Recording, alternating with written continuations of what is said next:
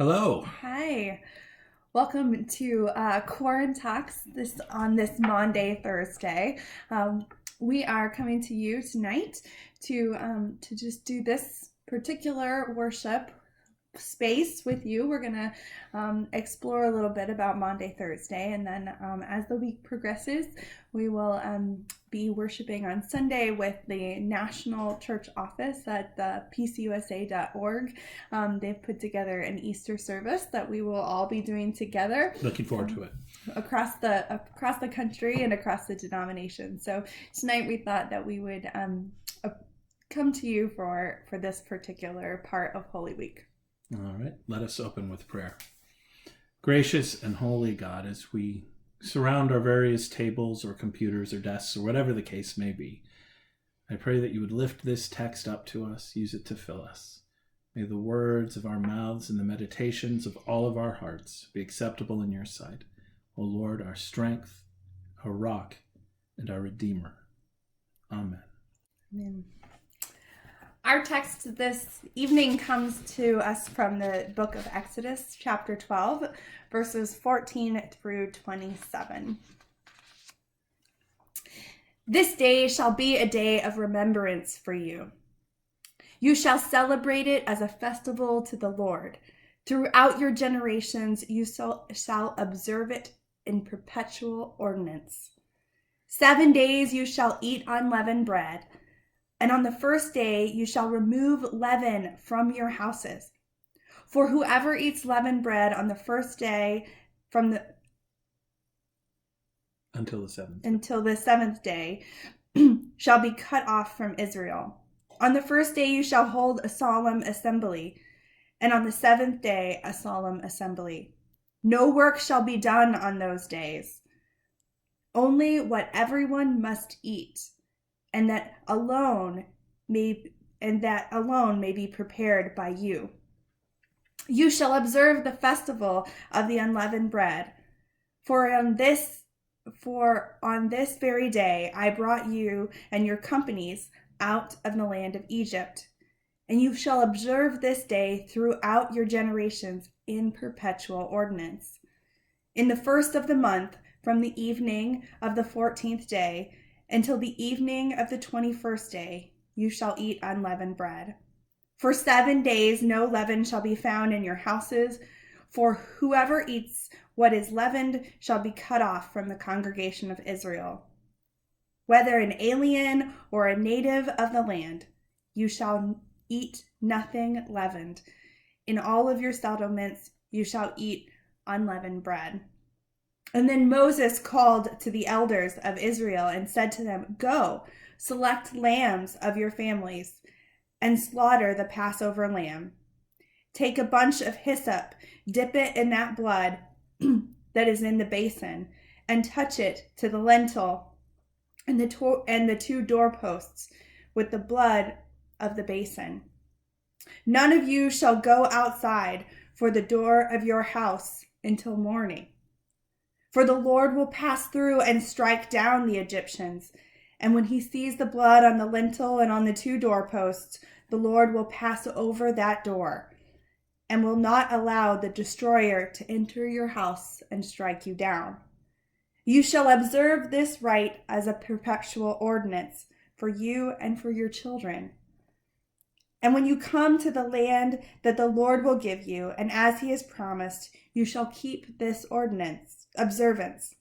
And when your children ask you, What do we mean by this observance? You shall say, It is the Passover sacrifice to the Lord. For he passed over the houses of Israel in Egypt when he struck down the Egyptians, but he spared our homes. And the people bowed down and worshipped.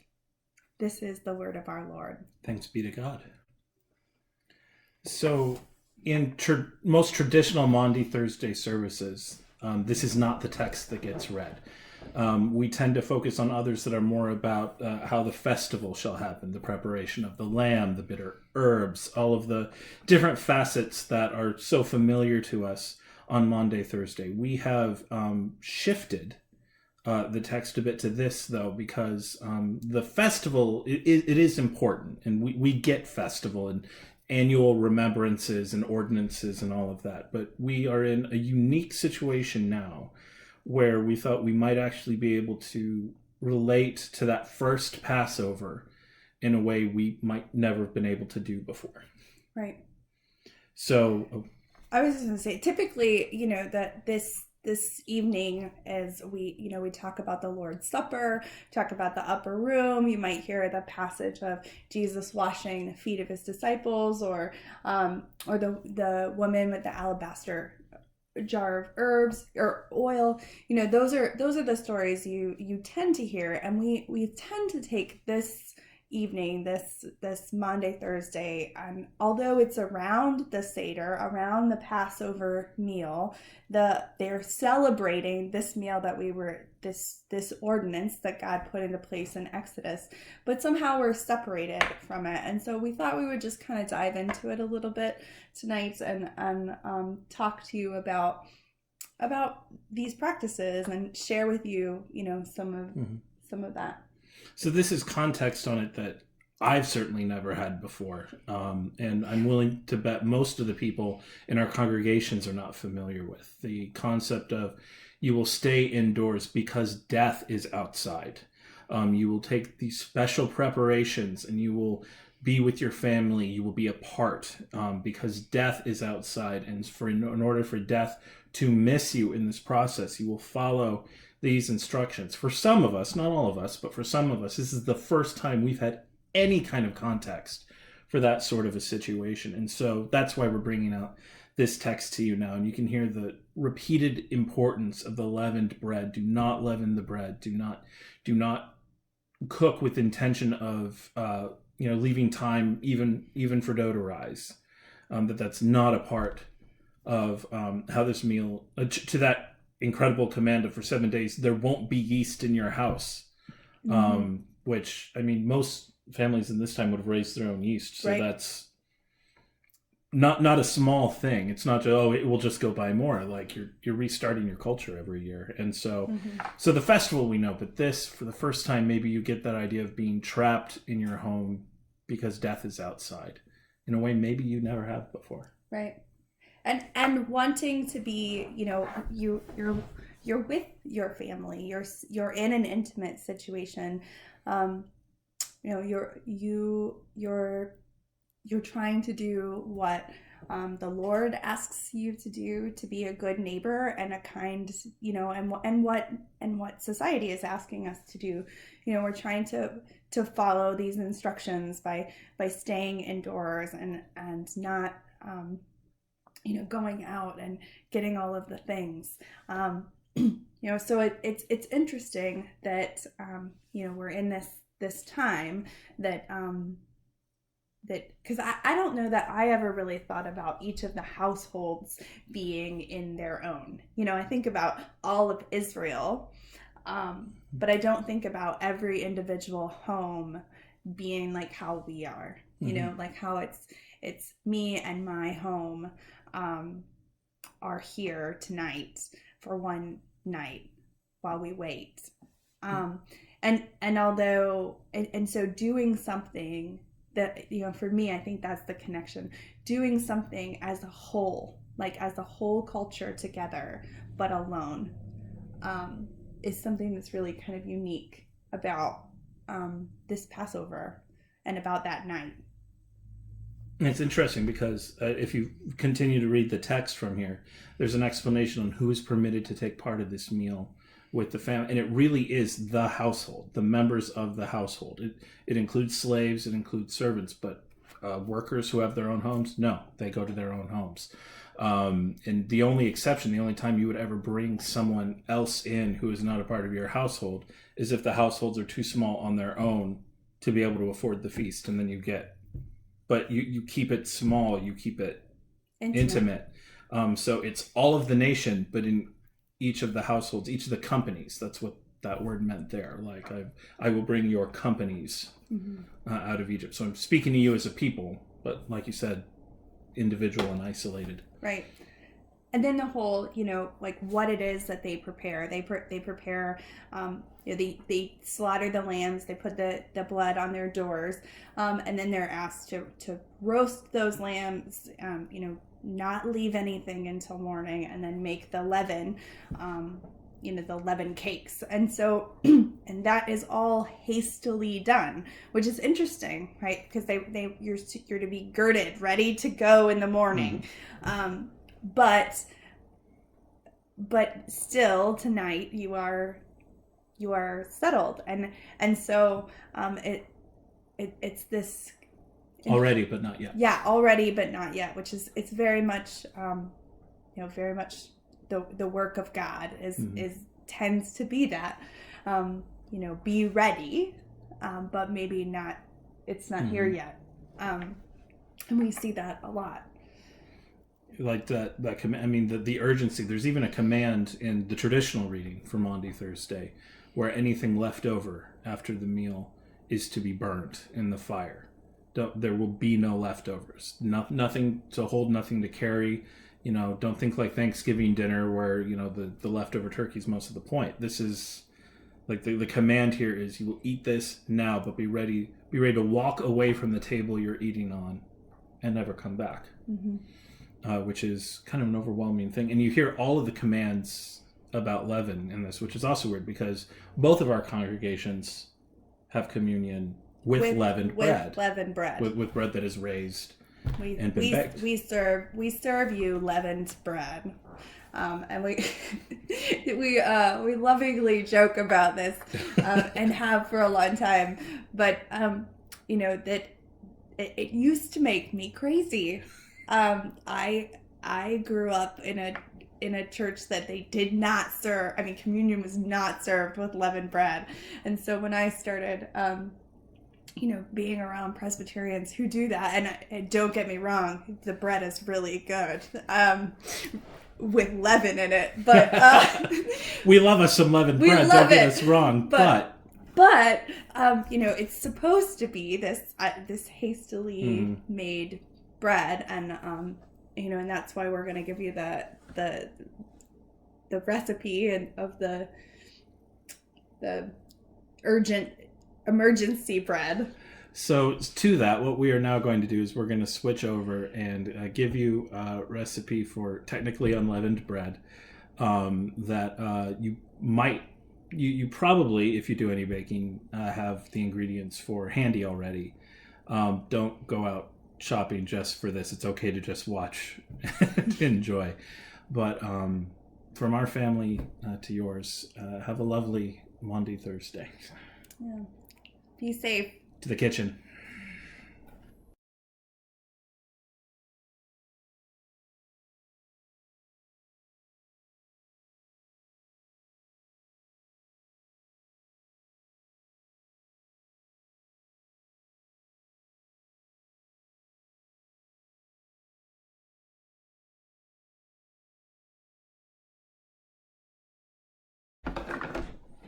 Okay, so we set the oven.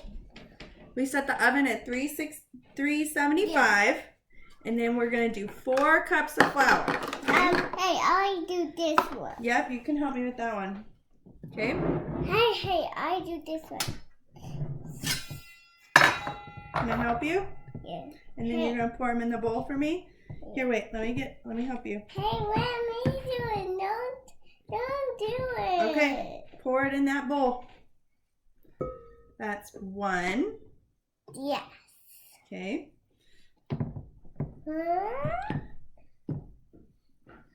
Okay. 2. Nope. All of it. 2. Good. It's on that. Yeah. You can try. Okay. 3. Hey, let me do it. Okay. 1 more. Hey, I can help. Let me get it. Let me do it. Okay, pour it in there. Oh. There we go. 4. Good job. Okay. Look it. Yeah. What is that? Is that flour? Yeah. Yeah. That's yummy. It's good. Yeah. Whoa, I'm falling. You're falling. I raised it down. You're going to get down? Okay.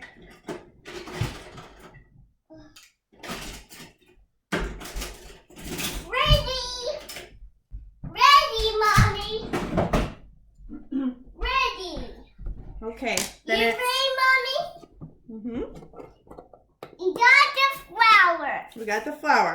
Now it's 1 teaspoon Hey. of salt. Come here. Come pour this salt in here. What? Okay. Where? Is You that want to pour it? No, not in there. Pour this in there. Oh. Okay, good. And then 2 These teaspoons of baking powder. are me. Is this? Yep. Okay, there's 1. Pour it in. Huh? Hey. There. Okay, 1 more.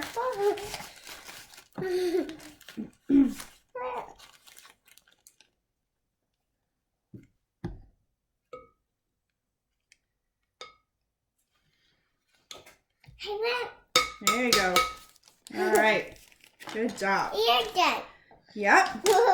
Whoa, Dad. Yeah. It's like a taste.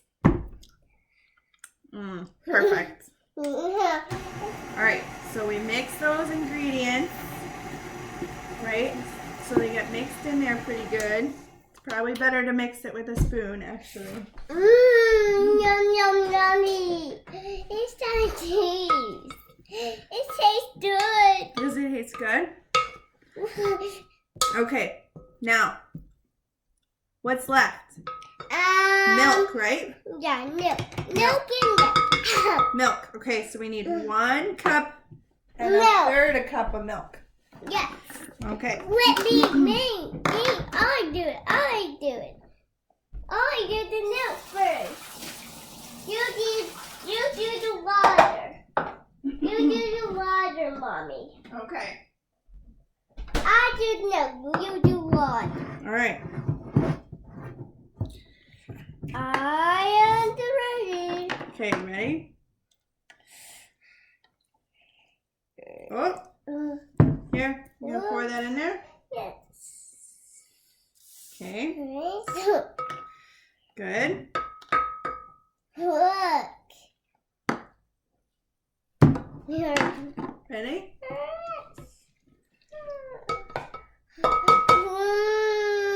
Yeah. Yeah, we made a mess on the counter, huh?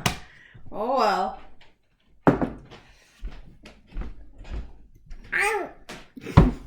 That's delicious. Yum, yum, yummy. My tum. Hey, with me.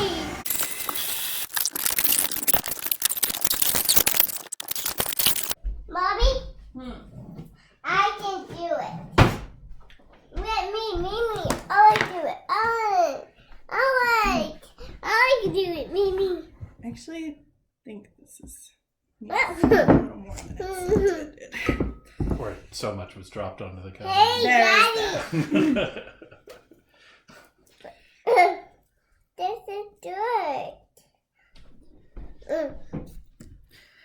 All right. Right, Sheena.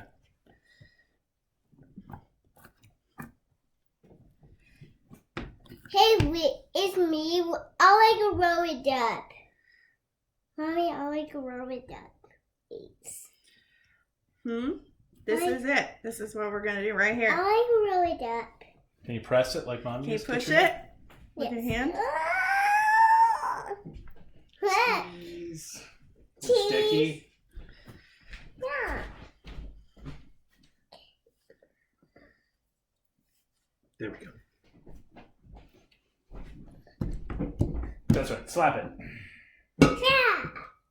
I did it.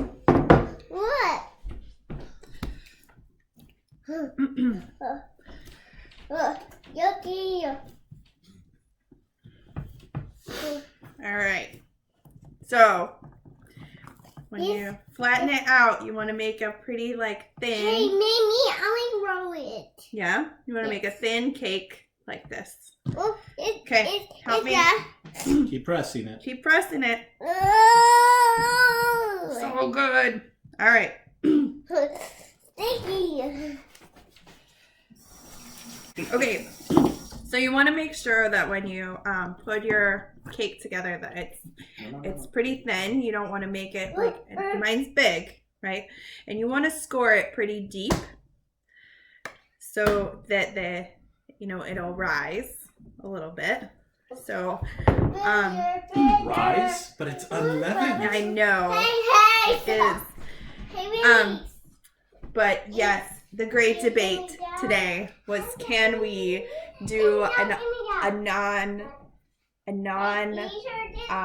yeast bread that has baking powder in it, because baking powder is a leavening agent. This obviously has baking powder in it, but I checked it with the rabbis, and you can use baking powder during Passover, but you cannot use yeast. There is leaven, but no sin. No, not funny. Yeah. All right, so then we take our bread, and then we have a pizza stone in our oven. So we're just gonna use that. Me. And And now we use these two bake a bread. now we're gonna go bake the bread. Yeah. Okay. Ready, Mommy? I'm ready. Ready, set, go. Hello. Hi. So when it's done, it's kind of like this. It won't get very brown. It'll be pretty pale, and when you tap on the bottom, it'll sound like it's hollow. But yeah, that is your unleavened bread, and we just wanted to take a minute and thank you for spending some time with our family tonight, and encourage you that on this particular Maundy Thursday to eat bread and sit around the table and be with your family tonight, and that will be the most holiest of ways to be together. Oh. We have a kid, so we have grape juice. Work with whatever you have. Work what you got. But That's actually really good. it is good. It's just plain bread. It's not fancy.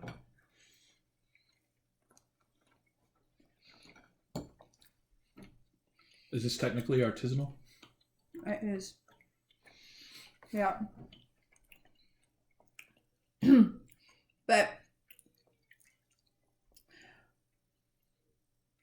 we hope that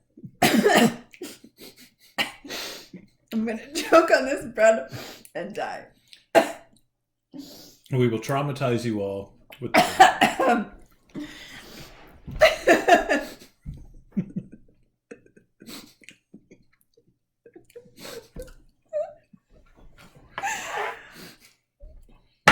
God bless you all. God bless you, and have a great holy week.